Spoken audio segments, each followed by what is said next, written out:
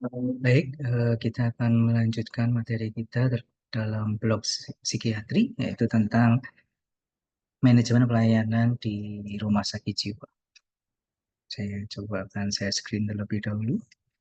Hmm.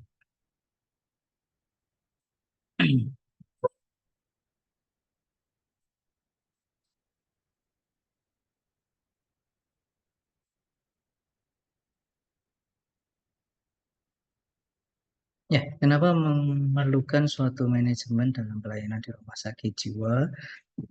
Seperti yang teman-teman ketahui bahwa di rumah sakit itu kan terdiri dari berbagai profesi. Lalu yang berikutnya, rumah sakit itu memiliki dua tujuan secara garis besarnya, yaitu yang pertama adalah supaya pasien yang dirawat di rumah sakit itu dapat sembuh.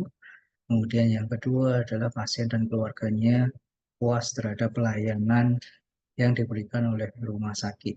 Dan hal ini dalam konteks ini adalah rumah sakit jiwa. Nah, tentu saja supaya mencapai dua tujuan tadi, sedangkan rumah sakit jiwa memiliki berbagai profesi, tidak hanya profesi kesehatan, tapi juga profesi non-kesehatan yang menjadi karyawan dalam rumah sakit jiwa itu tentu pelayanannya tidak bisa sembarangan. Pelayanannya perlu dikelola, perlu diatur. Itulah fungsi dari manajemen.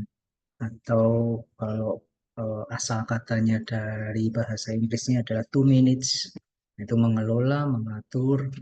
Apa yang diatur tentu saja adalah bagaimana melayani pasien dan juga keluarganya sebagai customer atau sebagai pelanggan.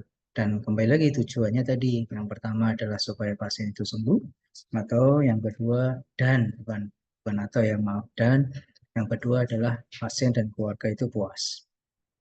Ketika pasien itu sembuh dan juga keluarga dan pasien itu puas, tentu saja itu akan menjadi bahan promosi yang utama. Artinya, satu, ketika pasien itu kembali mengalami tanda dan gejala gangguan jiwanya, ya, atau ketika ada anggota dia kambuh lagi gitu ya, maka karena dia sudah merasa puas dengan pelayanan di rumah sakit jiwa sebelumnya dan juga ketika dirawat di rumah sakit jiwa tersebut pasien itu dapat sembuh, maka tentu saja keluarga berpotensi lebih besar untuk apa namanya eh, mempercayakan pasien atau anggota keluarganya ini tadi ke rumah sakit jiwa sebelumnya.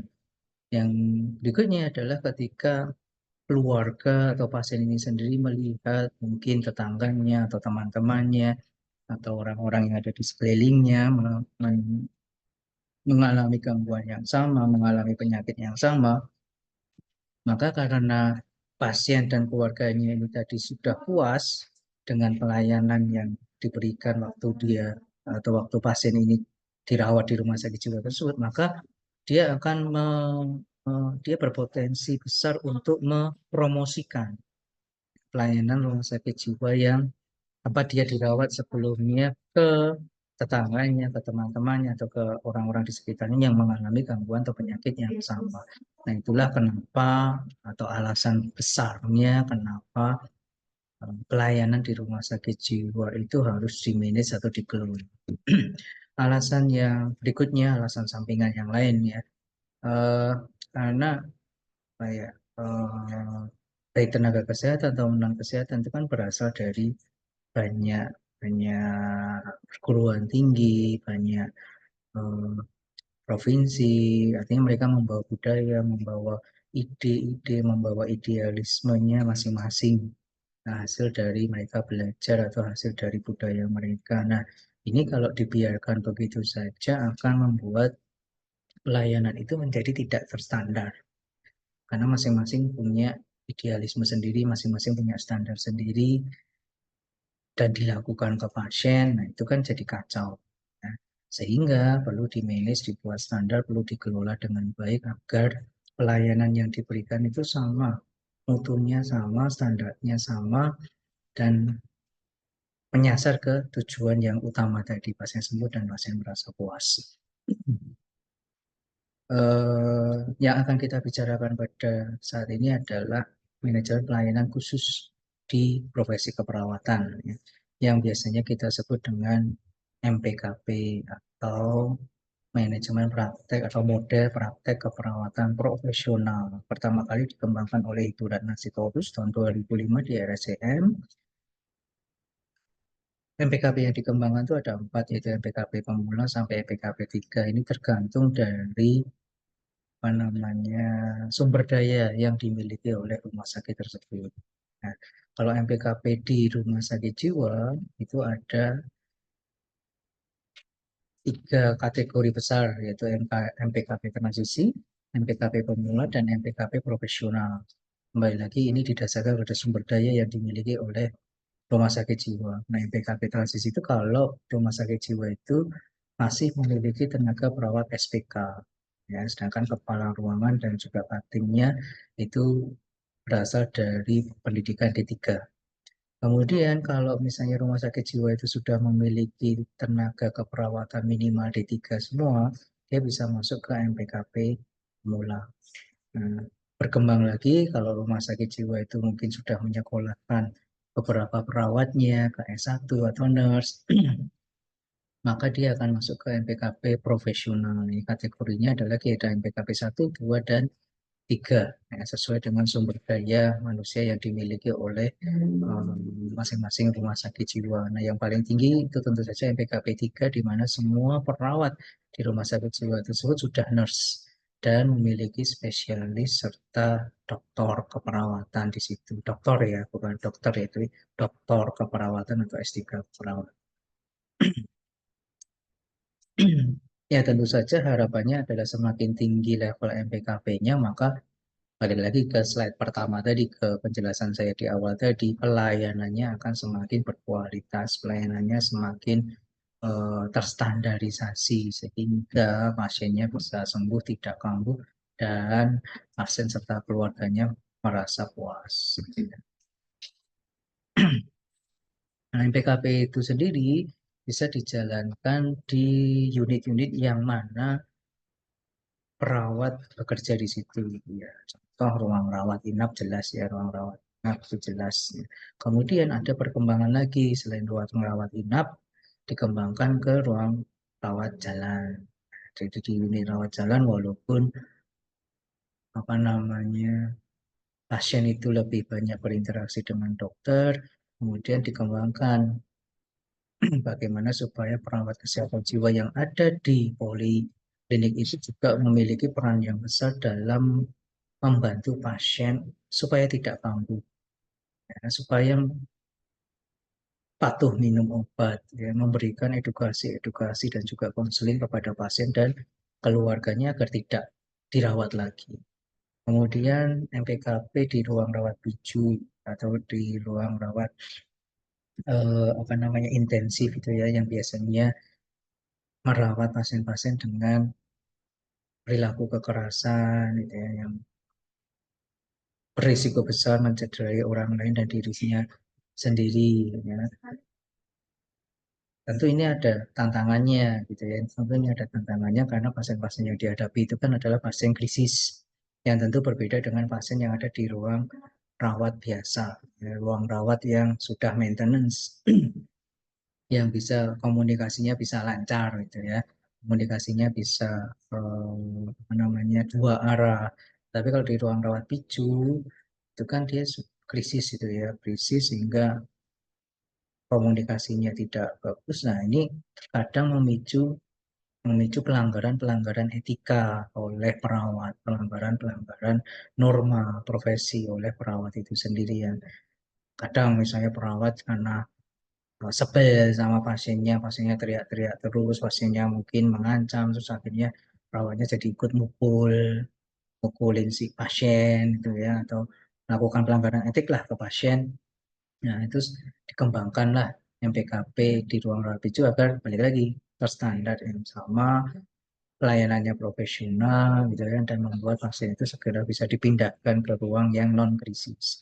Itu juga konsepnya sama di ruang rawat intermediate, di mana ini setelah keluar dari krisis tapi belum masuk ke maintenance, jadi masih berisiko untuk melakukan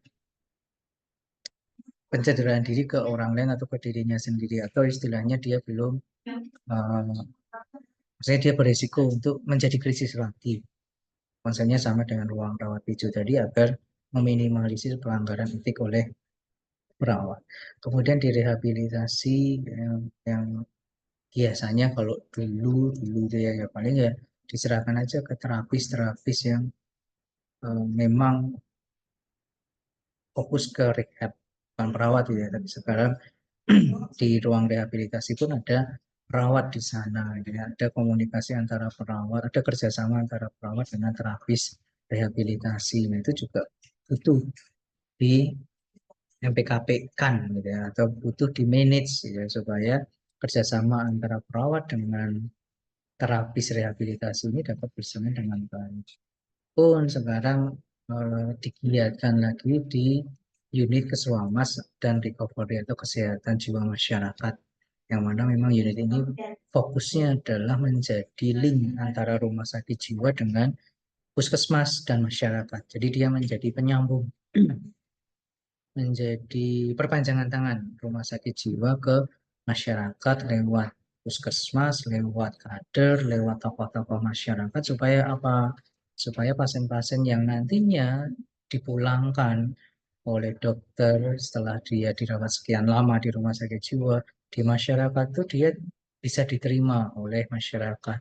Di kembali ke keluarganya itu dia bisa kembali produktif, menghasilkan sesuatu, tidak bergantung pada keluarga ataupun orang lain, bahkan tidak dikucilkan, sehingga si pasien ini jadi di rumah saja diam. Nah kalau cuma diam di rumah tidak melakukan apa-apa, tidak produktif kan akhirnya memicu kembali tanda gejala gangguan jiwanya dan dirawat lagi atau mengalami kekambuhan lah ya, sehingga bisa dirawat lagi di rumah sakit jiwa. Nah, Keswalmas ini, unit Keswalmas dan recovery ini juga diisi oleh perawat, biasanya kerjasama dengan psikiater, kerjasama dengan eh, tenaga kesehatan masyarakat juga, ya, karena ada perawat di unit tersebut, maka MPKP itu juga wajib diterapkan di unit itu. Intinya semua unit yang memiliki tenaga perawat, dalam arti tenaga perawat yang menjalankan tindakan keperawatannya, ya, yang menjalankan asuhan keperawatannya, maka tetap harus menggunakan MPKP. Supaya tadi pelayanan asuhan keperawatannya ke pasien dan keluarga itu bisa dimanage dimanapun dia ditempatkan. Berbeda dengan walaupun berbeda dengan misalnya perawat itu ada di bidang gitu ya, bidang pendidikan dan latihan, walaupun gelarnya perawat, tapi di unit tersebut dia tidak melakukan asuhan ke pasien. Nah, di situ tidak diterapkan MPK. Nah, maksud saya adalah di unit di mana perawat itu ada dan dia menjalankan perannya sebagai perawat memberikan asuhan kepada pasien dan keluarga, maka MPKP itu wajib diterapkan. MPKB sendiri terdiri dari 4 pilar. Pilar pertama manajemen approach, yaitu pendekatan manajemen. Pilar kedua adalah compensatory reward, kompensasi dan penghargaan. Pilar ketiga adalah professional relationship atau hubungan profesional. Dan pilar keempat adalah patient care delivery system atau sistem asuhan keperawatan itu sendiri. Kalau dilihat dari gambar ini kan ibaratnya ya, kita ibaratkan MPKP itu adalah seperti suatu ruangan kotak gitu ya, suatu ruangan persegi ya, di mana ya kayak ruang kelas Anda lah ya, di mana masing-masing sudut itu pasti ada pilarnya. Pilar itu yang akan menopang atap dari ruang kelas Anda itu supaya tidak ambrol, tidak jatuh. Nah, sehingga bisa disimpulkan bahwa 4 pilar ini harus dilaksanakan sesuai standarnya, sesuai standar yang ditetapkan, supaya apa? Supaya tidak goyang MPKB-nya tadi, supaya tidak apa namanya, ambrol lah istilahnya atap dari ruangan itu. Jadi semakin kuat 4 pilar ini, maka ruangan itu akan semakin kokoh, atapnya semakin kokoh. Artinya apa? Tadi pelayanan ke pasien dan keluarganya itu semakin bermutu, semakin berpotensi besar untuk meningkatkan kepuasan pasien dan keluarganya. Oke, kita masuk ke pilar satu, yaitu pendekatan manajemen. Itu ada planning, organizing, directing, atau actuating, dan controlling. Apa itu yang dimaksud dengan perencanaan atau planning? Nah, eh, kita kita contohkan di dalam materi ini, kita contohkan dalam satu ruangan ya, bukan satu rumah sakit, tapi dalam satu ruangan atau satu bangsal, di mana di bangsal itu atau di ruangan itu terdapat kepala ruang, ketua tim, dan perawat pelaksana. Yang kita contohkan MPKP-nya di konteks itu, jadi bukan di konteks besar, itu konteks rumah sakit. Ya, kita contohkan di satu ruang rawat, di mana ada kepala ruang, ada ketua tim atau kating, dan juga perawat pelaksana atau associate nurse. Jadi di pilar satu, manajemen approach di bagian perencanaan, rencana itu tentu saja tahap pertama saat kita ingin melakukan segala sesuatu.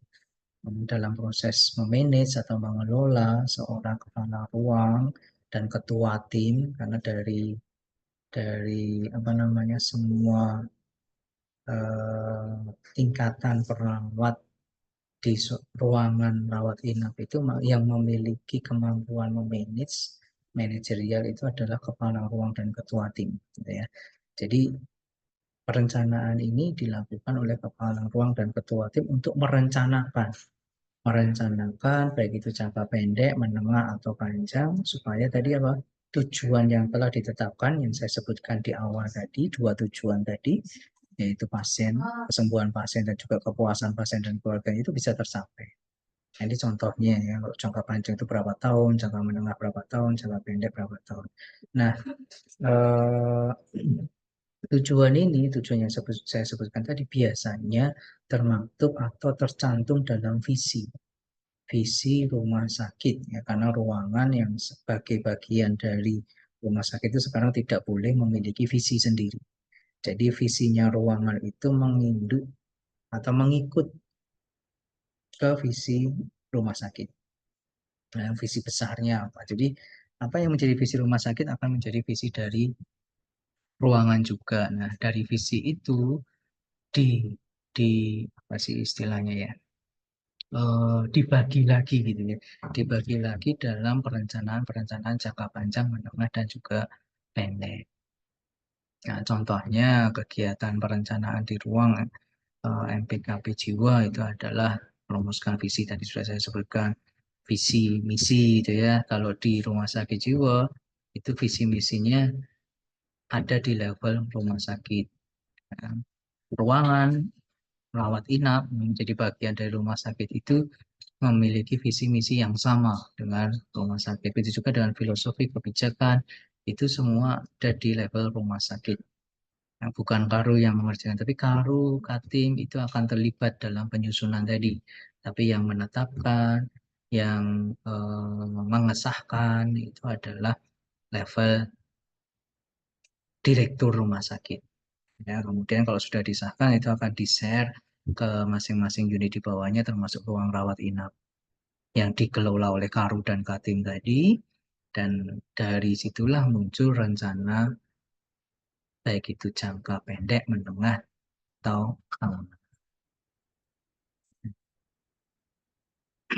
ya, ini apa namanya, definisinya apa sih itu yang dimaksud visi? Visi itu kayak mimpi lah, pernyataan singkat apa yang menjadi tujuan dari suatu organisasi. Dalam hal ini adalah apa namanya, rumah sakit jiwanya. Sedangkan misi adalah breakdown dari mimpi itu, breakdown dari tujuan rumah sakit jiwa itu. Kemudian kalau filosofi itu adalah seperangkat nilai yang menjadi rujukan dari semua kegiatan yang ada di rumah sakit jiwa itu untuk mencapai visi dan misi. Sedangkan kebijakan merupakan suatu pernyataan yang menjadi acuan organisasi dalam pengambilan keputusan. Nah, kita masuk ke perencanaan. Rencana harian itu bisa dikerjakan oleh Karu, Katim, dan perawat pelaksana. Biasanya dibuat sebelum operan dilakukan dan dilengkapi saat operan dan pre-conference. Ya, operan jaga itu adalah suatu sistem serah terima, ya, suatu sistem serah terima atau laporan dan evaluasi dari shift sebelumnya ke shift yang sekarang. Biasanya ada tiga peran, ya, operan pagi, operan siang, dan operan malam. Operan pagi berarti shift malam melaporkan hasil evaluasi asuhan keperawatannya ke shift pagi dan menyampaikan rencana-rencana apa saja yang harus dilakukan oleh perawat shift pagi. Operan siang berarti dari shift pagi ke shift siang.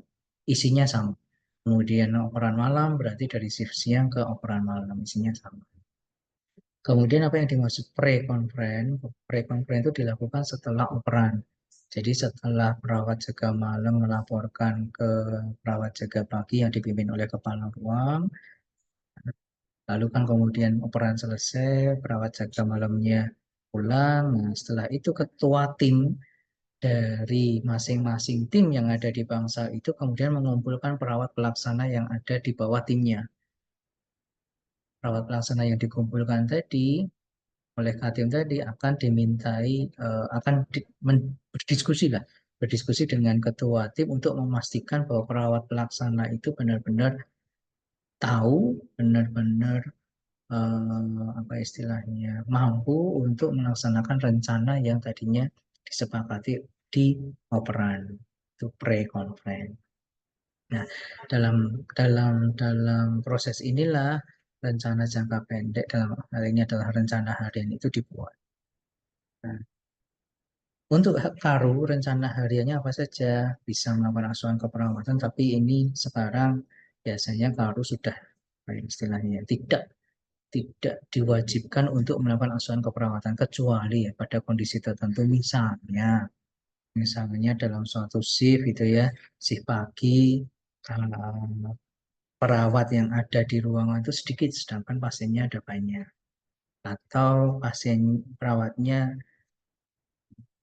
sesuai, maksudnya gini, maksudnya harusnya perawatnya ada 5 tapi yang satu izin gitu kan, misalnya anaknya sakit atau yang tua izin karena dianya sakit gitu ya, dan lain sebagainya, ada sesuatu hal yang tidak terduga yang menyebabkan jumlah perawatnya menjadi sedikit, bebannya akan menjadi berat, maka kepala ruang bisa turun tangan untuk melakukan asuhan keperawatan. Tetapi selama yang masuk shift itu sesuai dengan rencana, sesuai dengan jadwal, kemudian pasiennya juga tidak melebihi dari batasan yang diharuskan, ya, maka kepala ruang tidak wajib untuk melakukan asuhan keperawatan ke pasien. Kemudian dalam rencana harian kepala ruang juga terdapat kegiatan supervisi Katim dan PP. Supervisi itu seperti Karu itu menjadi pendamping, ya, pendamping. Jadi di dalam supervisi itu ada beberapa kegiatan. Yang pertama adalah Karu mendampingi Katim dan PP atau perawat yang levelnya di bawahnya Karu, ya, dalam mendampingi mereka dalam melakukan kegiatan-kegiatan, baik itu kegiatan asuhan keperawatan ataupun kegiatan manajemen pengorganisasian yang lain, pengelolaan yang lain. Nah, itu yang pertama. Yang kedua, selain mendampingi, dalam supervisi ini juga kepala ruang bisa menilai, melakukan penilaian kinerja atau hasil kerja dari ketua tim dan PP serta tenaga lain yang bekerja sama dengan unit lain. Ini dengan apa ya, sistem amanat, ya. Sistem amanat itu artinya memang ada instruksi bahwa dari profesi yang lain mengajak kepala ruang untuk mensupervisi profesi tersebut, misalnya terkait dengan farmasis, ya, dalam satu bangsal itu kan ada farmasinya atau ada nutrisionisnya. Nah, itu bisa saja kepala ruang mensupervisi mereka dengan dengan apa ya, bersama dengan konselor yang dari nutrisionis atau farmasis itu sendiri. Tujuannya sama, ya, untuk memastikan bahwa profesi perawat dan profesi yang lain itu mengerjakan pelayanan sesuai dengan norma mereka, sesuai dengan etika mereka, dan tentunya sesuai dengan standar yang sudah ditetapkan di rumah sakit tersebut. Nah, ini contohnya, contoh tabel rencana harian kepala ruang seperti ini, tinggal ada kolom waktu, ada kolom kegiatan, kemudian kolom terakhir itu kolom keterangan gitu ya. Ini bisa dibuat sebelum tadi operan dan dilengkapi saat pre-conference. Kemudian rencana harian Katim itu isinya adalah asuhan keperawatan. Karena berbeda dengan kepala ruang yang kebanyakan bekerja sebagai manajer, kegiatan manajemennya lebih banyak, misalnya rapat, gitu ya, koordinasi, persuratan, dan sebagainya. Katim itu lebih fokus ke asuhan keperawatan yang ada di timnya. Jadi dalam rencana harian Katim pasti terdapat asuhan keperawatan. Terus terdapat supervisi PP sama ya. Supervisi dari pendampingan, penilaian. Yang disupervisi adalah PP, perawat yang ada di bawahnya. Tidak bisa Katim mensupervisi Karu. Karena Karu perawat yang memiliki level di atasnya. Jadi yang bisa disupervisi adalah perawat yang ada di level di bawahnya. Ya. Kemudian membuat rencana VCT, kolaborasi dengan dokter dan tim kesehatan yang lain, serta membuat rencana alokasi pasien sesuai dengan perawat yang dinas. Maksudnya adalah ketika di si pagi itu di timnya dia ada 3 orang, termasuk tim, lalu kan setelah operan kan akan tahu, oh ternyata ada nambah pasien nih. Misalnya pasiennya nambah pagi-pagi, subuh-subuh itu ada antar pasien baru, mulai UGD misalnya. Dan pada waktu operan pagi, tim yang jaga pagi ini tahu, oh ternyata saya nambah 1 pasien lagi menjadi 12 orang misalnya. Sedangkan di timnya dia ada 2 perawat pelaksana sehingga total ada 3 perawat di timnya dia. Nah itu dibagi, dialokasikan ya. Jadi direncanakan berapa pasien yang akan dirawat oleh Katim, berapa pasien yang akan dirawat oleh perawat 1, dan berapa pasien yang ada di perawat yang akan dikelola oleh perawat 2. Namun, Katim ini memiliki tanggung jawab semua pasien yang ada di timnya. Jadi tanggung jawabnya tetap 12. Ya, tetapi saat melakukan tindakan-tindakan keperawatannya boleh dibagi. Ya, jadi misalnya Katim 3, perawat satunya 4, perawat duanya jadi berapa berarti ya? 6. Kok beda jumlahnya? Yaitu nanti tergantung kondisi pasien. Mungkin yang perawat 3 yang dapat 6 pasien tadi, pasiennya pasien yang maintenance semua. Ya, dalam arti istilahnya sudah mandiri lah. Dilepas itu aja itu pasiennya bisa mengikuti arahan gitu ya. Bisa mengikuti kegiatan yang ada di bangsal itu dengan baik. Sedangkan perawat 2 yang dapat 4 pasien dan juga Katim yang banyak mendapat 2 pasien itu mungkin dilihat dari apa namanya keparahan dari si pasien itu. Ternyata Katim mendapat 2 pasien tadi itu pasiennya masih belum apa istilahnya ya kooperatif, misalnya pasiennya pasien baru yang baru saja dikirim tadi pagi gitu ya, misalnya contoh yang kayak itu tadi ya, dikirim oleh atau masuk ke bangsal itu baru sebelum barulah atau sebelum jadwal jaganya dia gitu ya. Itu bisa di handle oleh Katim sehingga Katim memiliki jumlah pasien yang lebih sedikit. Jadi tidak selalu dibagi rata, itulah maksudnya ya. Tidak selalu dibagi rata, tergantung dari kondisi pasien juga. Ini contoh bentuk tabelnya seperti ini. Kolomnya sama, hanya saja isinya berbeda ya. Kalau di kepala ruang tadi itu kan ada juga kegiatan-kegiatan manajemen gitu ya. Misalnya jam 11 ini ya, ada rapat-rapat gitu ya. Kemudian selain itu juga ada supervisi dari ya. Sedangkan kalau di rencana harian Katim, dia tidak ada rapat, tapi ada supervisi, ada ke pasien dan sebagainya. Berbeda dengan rencana harian perawat pelaksana. Full rencana harian perawat pelaksana itu full hanya untuk memberikan asuhan keperawatan sesuai dengan pembagian dari si siapa tadi katimnya, sesuai dengan pembagian dari katimnya di jadwal dinasnya saja. Jadi seperti tadi ternyata yang perawat 3 kedapatan 6 pasien ya, pasien A, B, C, D, E, F. Nah, itu dia harus membuat rencananya. Apa yang harus saya lakukan untuk pasien A selama shift pagi, apa yang harus saya lakukan untuk pasien B untuk shift pagi, dan sampai pasien F untuk shift pagi itu jam berapa, jam berapa, jam berapa, seperti contoh di sini. Ini kan semuanya pasien ini ya. Pasien satu ngapain, pasien dua ngapain, pasien tiga ngapain, empat, lima, enam ngapain, jamnya jam berapa. Nah, tapi ini sudah langsung terbagi jadi tiga shift seperti ini boleh, atau mau per shift ini juga boleh. Gantung. Karena formatnya kalau perawat pelaksana kan sama gitu ya. Artinya ya hanya asuhan keperawatan, beda dengan Katim dan Karu. Karu dan Katim itu kan dia bisa berbeda-beda. Jadi tergantung dari konteksnya, sehingga mungkin formatnya atau isiannya berbeda.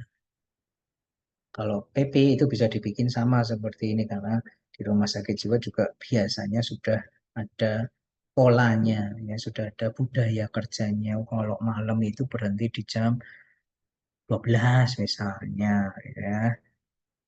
Ya benar jam 12 misalnya, itu jam 11, nanti jam 5 mulai lagi kegiatan merawatnya. Oke, itu rencana harian. Kemudian rencana bulanan. Untuk kepala ruang, dia membuat rencana tentang case conference, kapan dilakukan penkes ke pasien secara berkelompok, atau kapan dilakukan penkes untuk keluarga, lalu membuat jadwal dinas, TAK, rapat bulanan, dan sebagainya. Ini harus disusun dalam rencana bulanan. Seperti ini contoh formatnya. Jadi berbeda dengan rencana harian tadi yang hanya per shift dan ada jam-jamnya detail. Kalau rencana bulanan itu lebih apa namanya,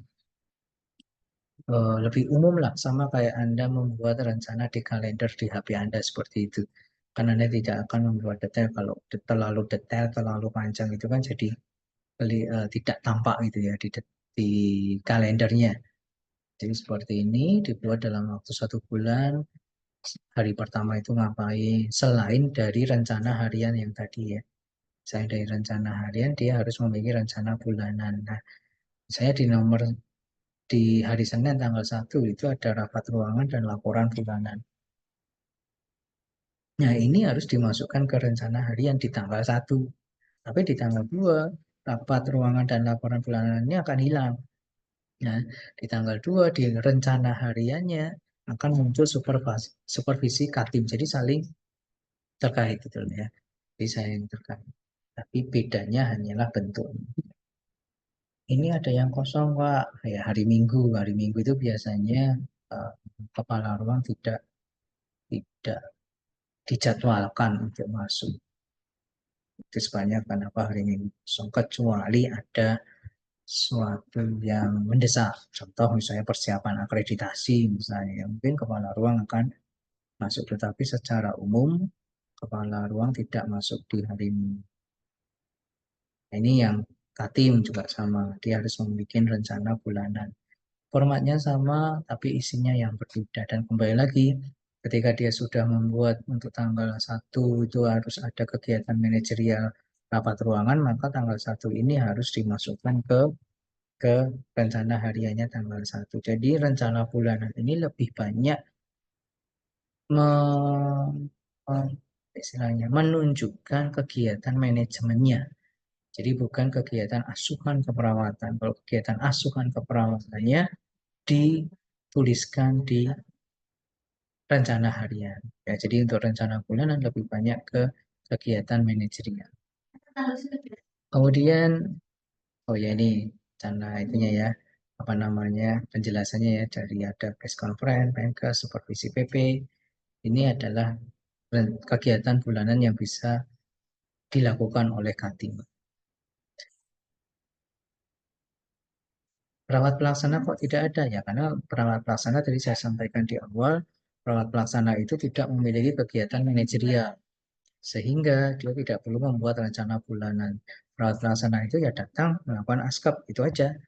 Nah, tidak perlu mikir yang macam-macam ya. Nanti setelah apa itu namanya, setelah selesai askep, shift run ke shift berikutnya, dia melaporkan hasil askepnya, udah selesai, pulang ya pulang. Nah, tetapi kepala ruang dan juga ketua tim memiliki kegiatan manajerial yang lebih bervariasi. Nah, kemudian berikutnya adalah rencana tahunan. Sama di rencana tahunan ini biasanya yang melakukan adalah kepala ruang, yaitu membuat rencana kapan melaporkan kegiatannya secara tahunan, kemudian membuat rencana terkait dengan rotasi tim, membuat perencanaan pengembangan SDM, membuat rencana tentang pelatihan-pelatihan atau kegiatan-kegiatan seminar yang bisa diikuti oleh perawatnya. Ya, sebagai contoh lah, sebagai contoh, Kepala Ruang mendapatkan evaluasi di tahun 2023 kemarin bahwa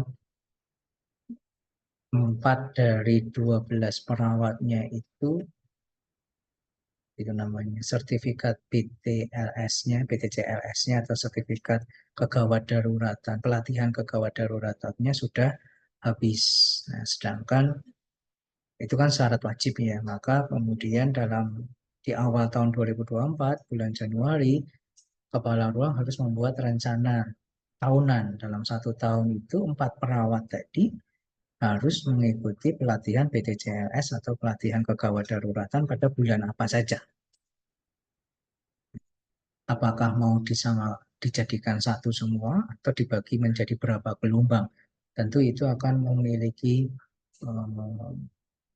positif dan minusnya masing-masing gitu ya. Jelas kalau misalnya dijadikan satu, dibarangkan satu gelombang, tentu biaya yang dikeluarkan akan lebih besar. Karena kan yang membiayai adalah rumah sakit ya. Tentu apa namanya itu, pembiayaan yang dibutuhkan itu besar dalam waktu yang sama itu harus dikeluarkan besar. Nah, itu mungkin akan membuat peningkatan beban operasional rumah sakit. Tetapi kalau dipecah menjadi 3 gelombang atau menjadi 4 gelombang, setiap gelombang itu satu perawat yang mengikuti pelatihan kegawat daruratan, maka otomatis apa namanya kualitas asuhan keperawatannya bisa menurun karena misalnya bulan Februari baru mengirimkan 1 orang perawat, kan artinya selama beberapa bulan ke depan 3 orang perawat ini tadi kan tidak memiliki pelatihan kegawat daruratan. Itu akan menjadi tanggung jawab dari Karu. Misalnya nih 3 orang yang belum mengikuti pelatihan kegawat daruratan ketika dijadwalkan shift atau dinas ternyata ada kasus kegawat daruratan, mereka melakukan tindakan yang tidak boleh seharusnya mereka lakukan karena mereka tidak tersertifikasi, itu kan akan menjadi tanggung jawab dari kepala ruang.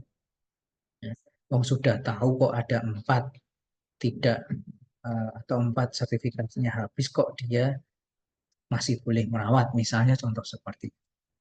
Jadi itu ada plus minusnya ya. Nanti tinggal bagaimana kepala ruang akan mengelola itu. Namanya manajemen ya. Bagaimana kepala ruang menganalisis dan mengelola itu. Memikirkan sehingga pengelolaannya lebih baik. Yang penting 2 tujuan di awal yang saya sebutkan tadi itu bisa tercapai. Nah, ini yang mikir kepala ruang ya, bukan Katim ataupun PP.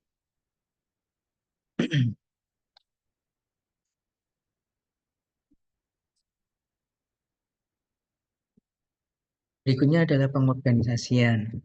Apa yang dimaksud dengan pengorganisasian itu adalah pembagian tugas, ya, pembagian tugas, kemudian penyusunan deskripsi tugas dari hasil pembagian itu tadi. Biasanya yang dilakukan adalah menyusun seluruh organisasi, membuat daftar dinas, dan membuat daftar pasien. Nah, ini kan tadi ada juga di perencanaan ya. Jadi perencanaan dan pengorganisasian khusus untuk daftar dinas dan daftar pasien itu memang jadi satu. Kenapa? Ya, saat membuat jadwal dinas itu kan kepala ruang akan membagi perawatku 12, bagaimana caranya supaya 3 shift itu bisa tetap ada perawatnya dan bebannya rata, serta masih memberikan kesempatan untuk cuti dan atau istirahat ya, atau libur bagi perawat-perawat itu kan membagi. Jadi membagi 12 perawat ke 30 hari dan masing-masing shift. Tetapi karena sifatnya itu ke depan, ya, kan tidak mungkin kepala ruang membuat jadwal dinas per hari kan. Dia akan membuat jadwal dinas itu dalam 1 bulan ke depan yang belum terjadi. Ya, misalnya sekarang bulan Juni ya berarti kepala ruang akan membuat jadwal dinas untuk bulan Juli. Bukan ini tanggal awal Juni baru membuat untuk jadwal dinas untuk bulan Juni itu terlambat. Nah, karena sifat yang seperti itulah maka jadwal dinas itu juga masuk dalam tahap perencanaan. Jadi memang jadwal dinas itu ada dua, dia dia punya dua prinsip lah, yaitu merencanakan dan mengorganisasi atau membagi. Pun juga dengan daftar pasien. Lain lagi, daftar pasien tadi fungsinya adalah untuk membagi. Jadi saya contohkan ya 12 pasien ini oleh ketua tim satu, di mana di tim satu itu ada 3 perawat, bagaimana membaginya? Itu pengorganisasian.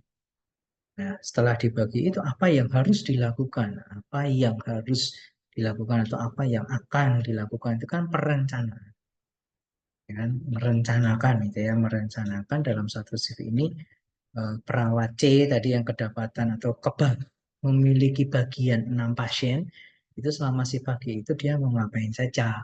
Sedangkan perawat 2 yang memiliki atau yang dibagi menjadi apa tadi yang mendapat pasien 4 orang apa yang dia rencanakan untuk si pagi itu pun juga sebenarnya Katim yang mendapat jatah 2 pasien itu apa yang akan dia lakukan dalam satu shift itu. Nah itu kan berarti tidak hanya pengorganisasian tetapi juga perencanaan.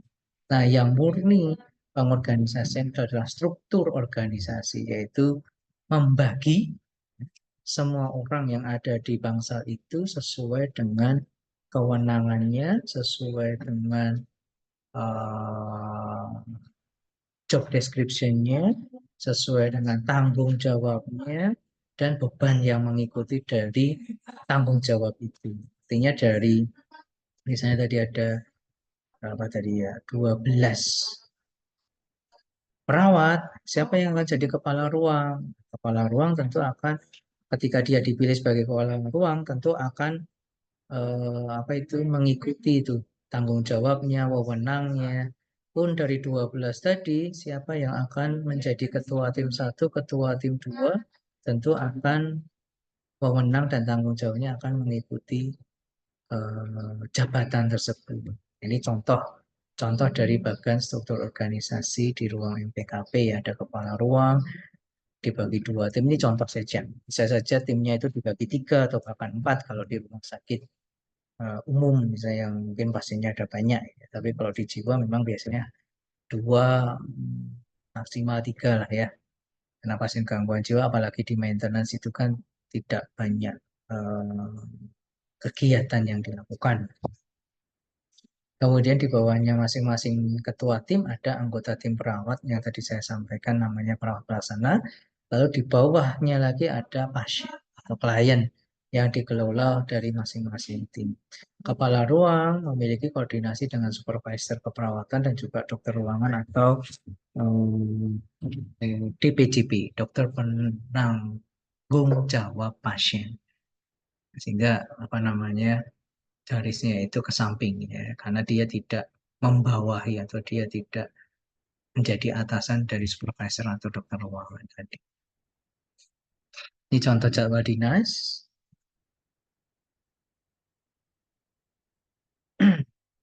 Ya, tapi ini kayaknya cuma 1 minggu ini ya. Eh, ya benar ini cuma 1 minggu ya.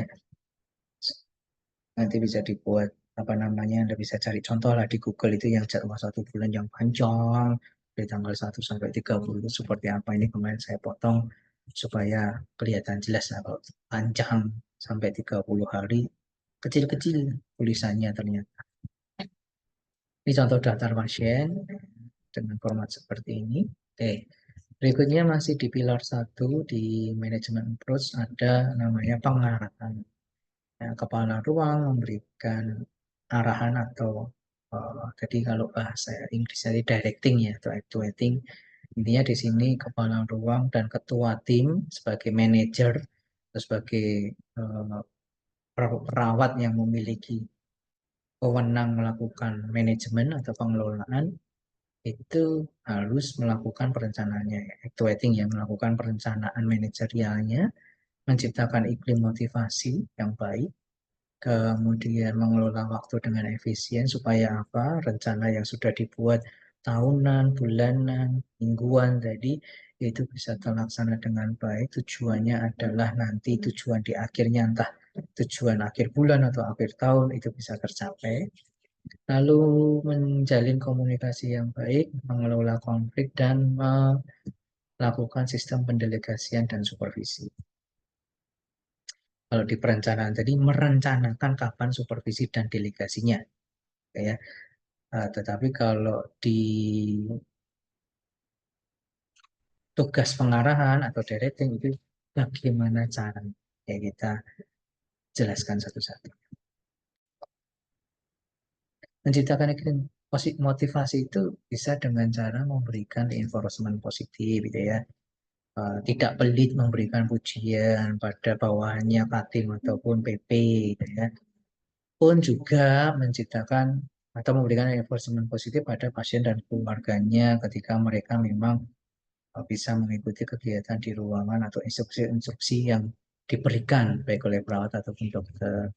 Kemudian contoh yang lain doa bersama sebelum memulai kegiatan, lalu memanggil staf secara periodik untuk mengetahui apa namanya keluh kesah mereka, saran kritik mereka, gitu ya, ide-ide mereka, hal-hal yang bisa digunakan oleh kepala ruang atau ketua tim tadi untuk membuat ruangannya lebih bermutu lagi. Kemudian manajemen sumber daya yang baik dari apa namanya istilahnya seperti contoh yang tadi itu memberikan kesempatan untuk mengikuti pelatihan secara gratis gitu ya. Kemudian memberikan kesempatan untuk pelatihan-pelatihan. Kemudian juga sistem reward. Sistem reward itu kalau kepala ruang cutting ya lebih banyak memfasilitasi sih sebenarnya karena kalau rewardnya berupa gaji ya peningkatan gaji atau bonus itu yang punya uang adalah rumah sakit. Kepala ruang tidak punya uang untuk memberikan tambahan fee itu, insentif itu. Ya biasanya adalah dengan memfasilitasi misalnya mengajukan oh perawat ini dia kinerjanya bagus gitu ya sehingga perlu dinaikkan gajinya misalnya seperti itu ya kepala ruang memberikan fasilitasi. Kemudian pendelegasian itu adalah melakukan pekerjaan melalui orang lain yang melimpahkan tugas tapi melimpahkan tugas ini bukan asal melimpahkan gitu ya ada prosedurnya ya dari apa sih yang harus dilakukan orang yang akan didelegasikan tadi kira-kira mampu atau tidak, kemudian mengkomunikasikan delegasi itu dengan jelas, membuat batasan waktu, memonitor apakah misalnya orang tersebut mampu apa istilahnya benar-benar melakukan apa yang didelegasikan ya kemudian memberikan informasi dalam ini istilahnya dalam menjadi narasumber itu artinya saya mau delegasi ini kamu nanti misalnya kepala ruang ada undangan rapat misalnya ada undangan rapat terkait dengan asuhan keperawatan yang mengundang bidang pelayanan gitu ya.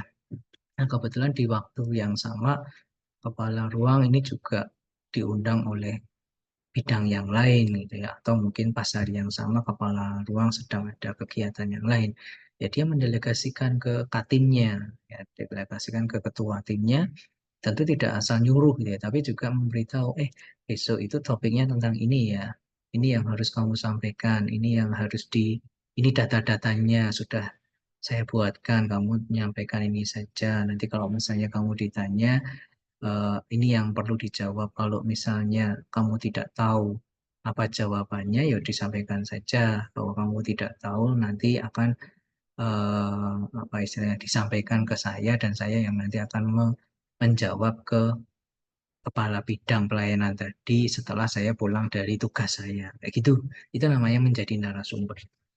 Ya, jadi istilahnya memberikan informasi kan. Narasumber itu kan memberikan informasi kan. Ya. Lalu setelah itu dievaluasi dievaluasi, dan tentu saja jangan lupa apa namanya didokumentasikan ya. Delegasi tugas dan wewenang tadi harus ada hitam putihnya. Nah, kalau delegasi tentu saja dari atas ke bawah ya, kepala ruang ke Katim, kepala ruang ke PJ Shift atau ketua tim ke PP. Ini tergantung ya, tergantung dari isi dari apa delegasinya.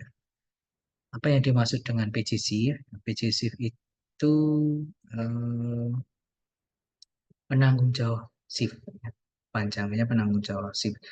Karena Katim itu hanya jaga pagi, ya, sehingga jaga sore dan jaga malam itu tidak ada ketua tim. Padahal secara struktur tadi kan ada tim satu dan tim 2. Tim satu mengelola pasien 1 sampai 10, tim 2 mengelola pasien 11 sampai 20, misalnya seperti itu. Kayak contoh yang struktur tadi.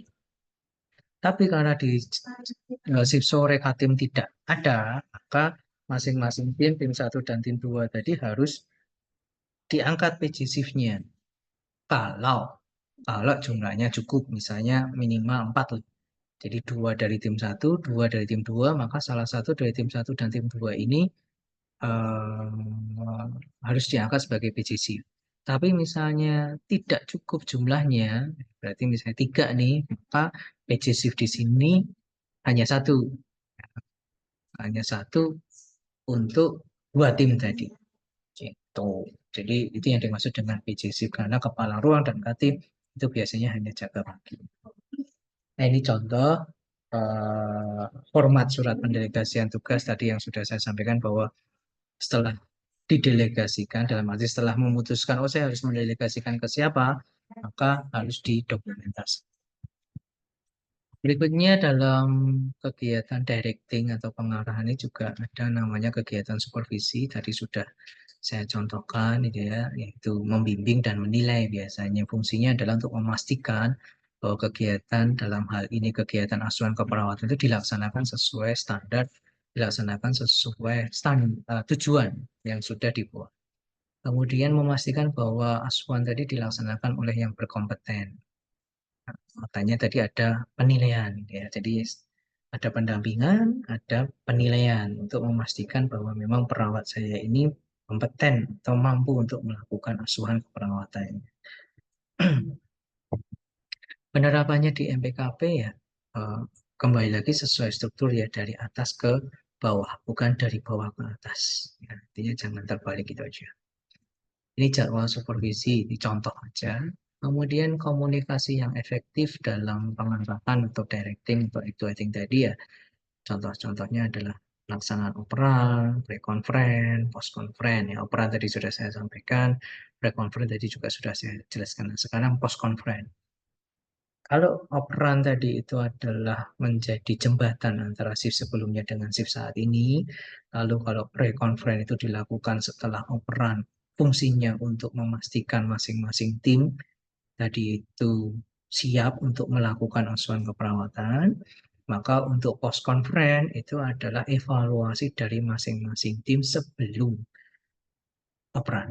Ya, jadi setelah misalnya tadi setelah operan pagi, kemudian kan tadi Katim mengumpulkan perawat pelaksananya ya, lalu dibagi tugasnya tadi yang perawat tiga, perawat ya benar perawat dua, perawat dua dapat 6 pasien, perawat satu dapat 4 pasien, sedangkan Katim dapat 2 pasien kan, lalu dibagi direncanakan oh Katim itu untuk pasien satu ngapain, pasien dua ngapain, seterusnya sampai pasien yang ke-12, kemudian kan dilakukan tuh, nah dilakukan, ya, dilakukan lalu di post conference-nya kembali lagi Katim akan memanggil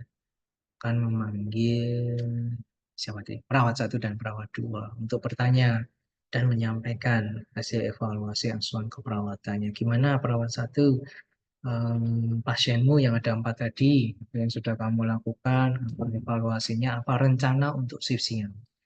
Tim yang akan mencatat. Itu juga yang perawat dua, gimana pasienmu dari pasien nomor 1 sampai pasien nomor 6. Itu apa evaluasinya, apa rencana tindak lanjutnya untuk shift siang. Nah, itu nanti kemudian dibawa oleh Katim ke operan siang ya supaya menyampaikan oh nanti yang shift siang itu untuk pasien 1 sampai 12 itu harus ngapain. Masih di tahap directing atau pengarahan tadi, itu juga ada manajemen konflik, gitu ya, apa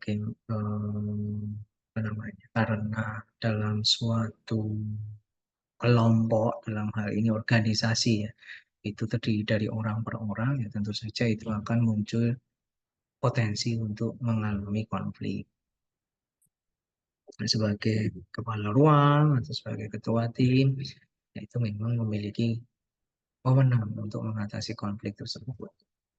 Tahap-tahapannya tidak beda jauh dengan ASKEP ya. Tentu saja identifikasi itu dulu, apa yang menjadi masalahnya, akarnya apa, penyebabnya apa, lalu kemudian merencanakan alternatif solusinya, ya, perencanaan, ya, kemudian melakukannya, alternatif terbaiknya seperti apa, menerapkannya sudah, kemudian dievaluasi kan sebenarnya mirip ya dengan asuhan keperawatan dari pengkajian sampai evaluasi.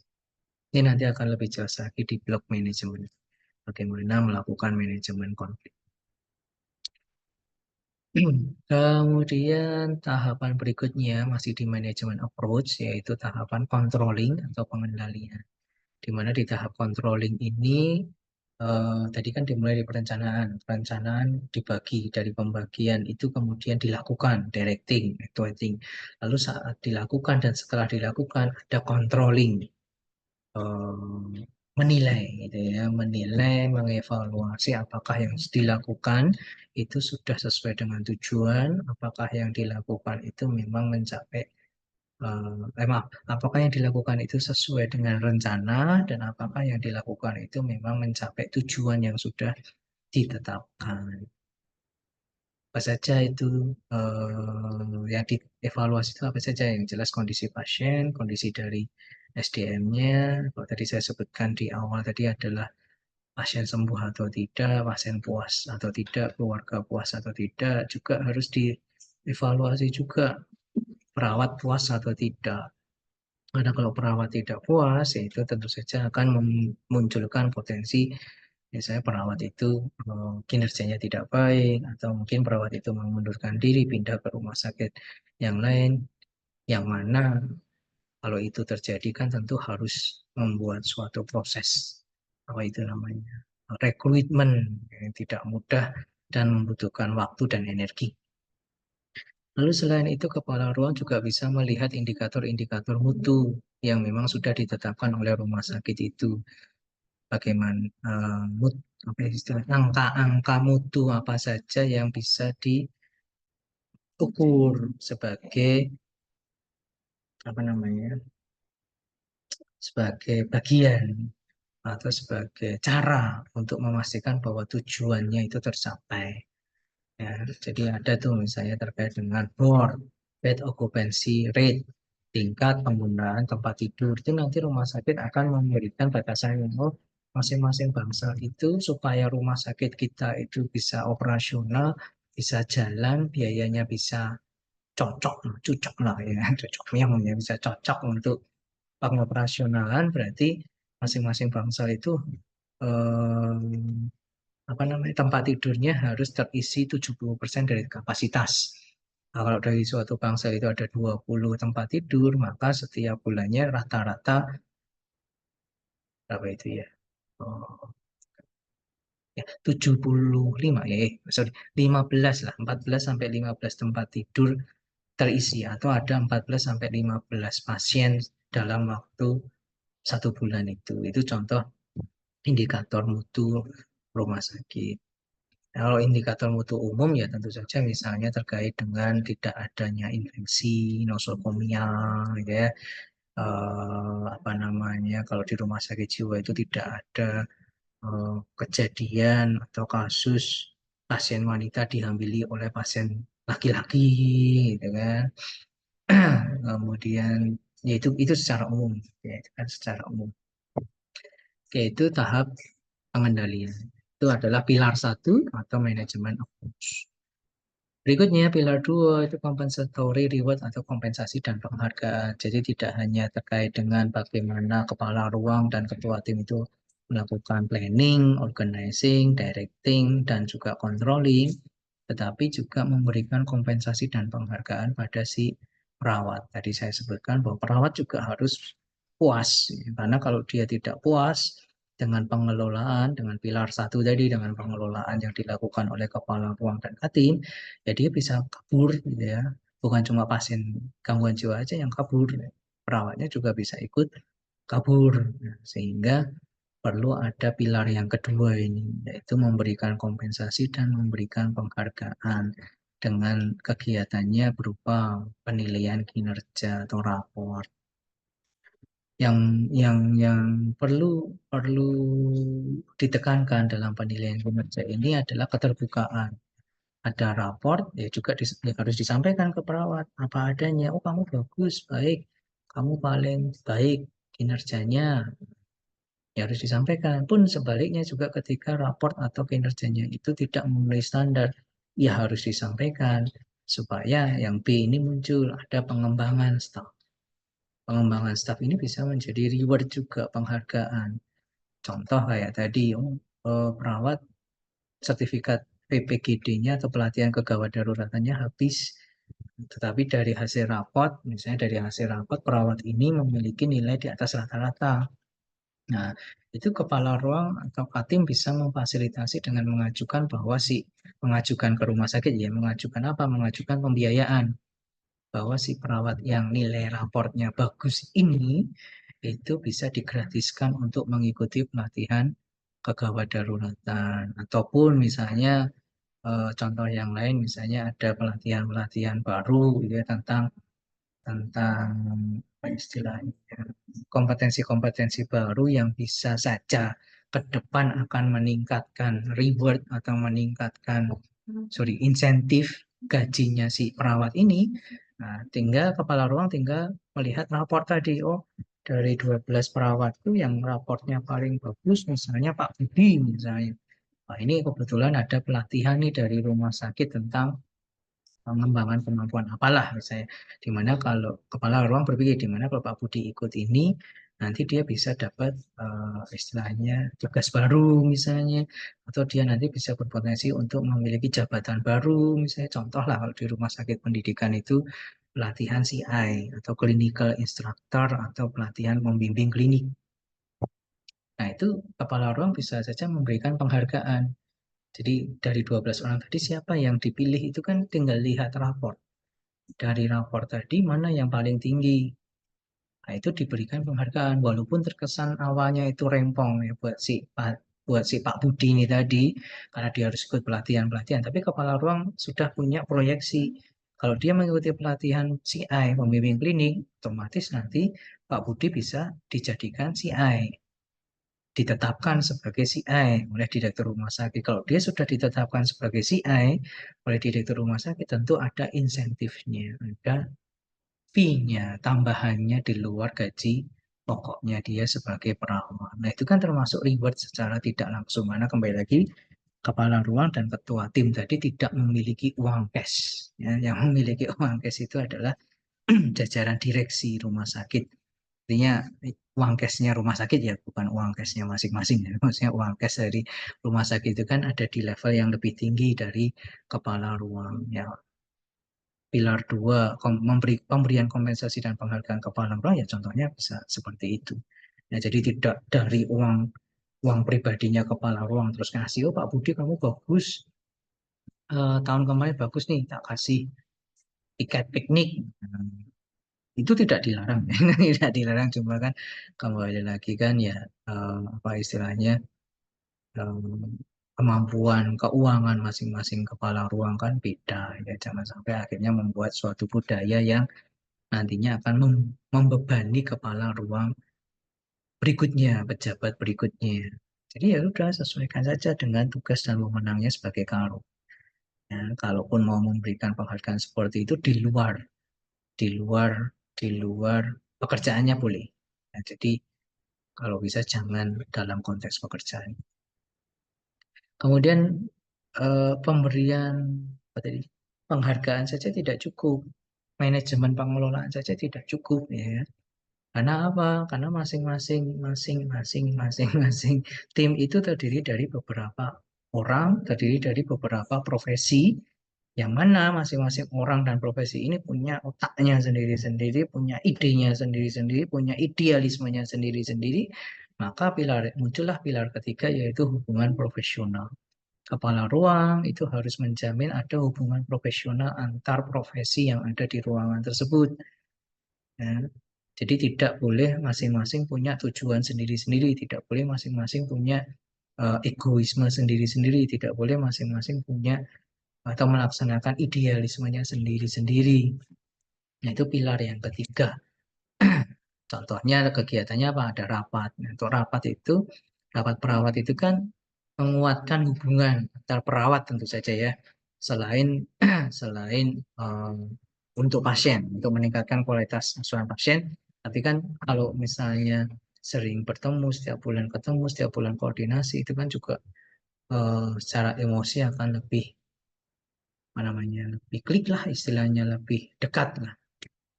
Itu juga dengan rapat tim kesehatan itu juga sama. Hanya saja kalau rapat tim kesehatan ini dihadiri oleh semua profesi yang ada di bangsa tersebut, yang profesi kesehatan maksud saya ya, dokter, jadi nutrisionis, farmasis, gitu ya, fisioterapi misalnya kalau ada itu di rapat tim kesehatan. Kalau rapat perawat ruangan itu hanya perawat yang ada di ruangan itu. Visitnya dokter jelas, nah mungkin juga dokter dijarno atau dibiarkan begitu saja. Nanti kalau dokter dibiarkan begitu saja, nanti malah asuhan perawatnya bingung. Tadi dokter instruksi apa ya? Itu secara secara kualitas asuhan ya. Secara personal juga kan dengan perawat menemani dokter VCT atau memeriksa pasien, itu kan dokter juga merasa dihargai. Sehingga tadi lagi kliknya dapat. Ya, secara emosionalnya juga semakin lebih dekat. Bayangkan saja kalau dokter mau masuk ruangan itu sudah males coba. Ah, kayaknya males ah. Perawatnya tidak memperhatikan saya, perawatnya tidak menemani saya, atau perawatnya tidak menghormati saya misalnya. Bayangkan saja kalau dokternya mau masuk ruangan saya sudah berpikir seperti itu ya, tentu terlepas dari profesi dokter punya sumpahnya sendiri-sendiri. Kembali lagi kan kita belajar jiwa ya di sini ya, emosi ya. Itu tetap akan mempengaruhi subjektivitas daripada dokter. Nanti yang menjadi korbannya dalam tanda kutip adalah pasien. Case conference itu konferensi kasus. Jadi semua profesi kesehatan yang ada di ruangan itu membicarakan satu kasus khusus yang penting yang dianggap tidak ada perbaikan, kasus-kasus yang tidak ada perbaikan sekalipun sudah dirawat sesuai standar, ini kok enggak sembuh-sembuh pasiennya, nah, itu bisa dikonferensi kasuskan. Ya, atau misalnya kasus-kasus yang urgent, yang mendesak, gitu ya, yang mana kalau tidak segera dikonferensikan itu nanti akan menimbulkan kerugian yang besar baik buat pasien, keluarga, bahkan buat rumah sakit jiwa itu sendiri. Itu case conference biasanya menghadiri ya sama dengan rapat tim kesehatan. Jadi ada dokter, ada nutrisionis, ada farmasis, fisioterapis, dan rehabilitasi atau apa semuanya lah yang profesi kesehatan ya. Itu antara P dan D ini sama. Tapi isinya saja yang berbeda. Kalau di rapat tim kesehatan yang disampaikan itu lebih luas lah, lebih luas, tidak membahas kasus person, tidak membahas kasus satu pasien, tapi secara luas informasi-informasi terkini ya tentu saja tentang kesehatan ya. Tapi ini tidak membahas satu pasien secara khusus. Tapi kalau case conference itu membahas satu pasien secara.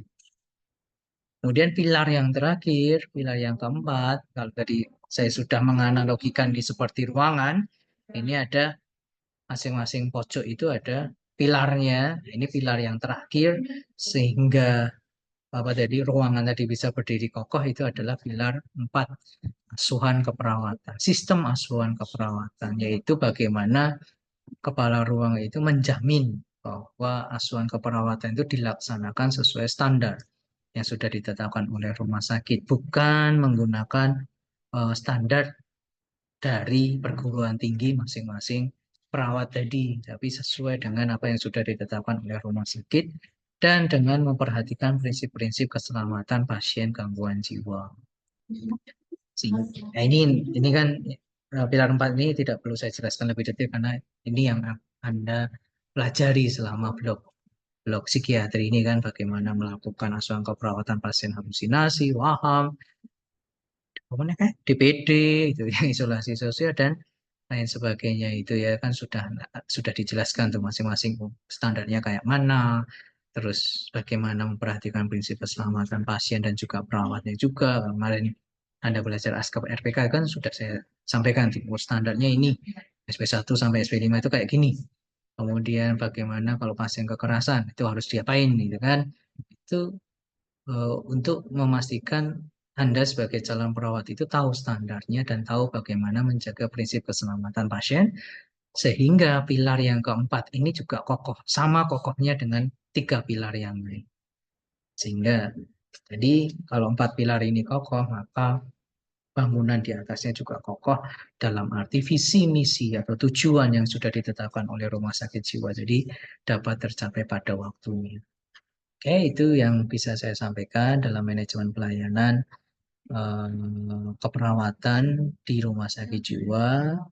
Ya, berikutnya adalah apa namanya kuis ya, sama seperti di blog psikososial kemarin gitu ya. Anda tinggal mengerjakan kuisnya.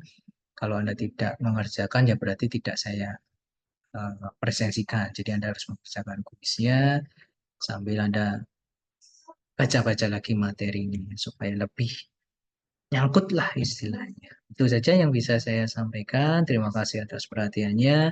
Kita akan jumpa lagi di materi berikutnya. Oke, saya akhiri. Selamat apa ya? Selamat siang ya.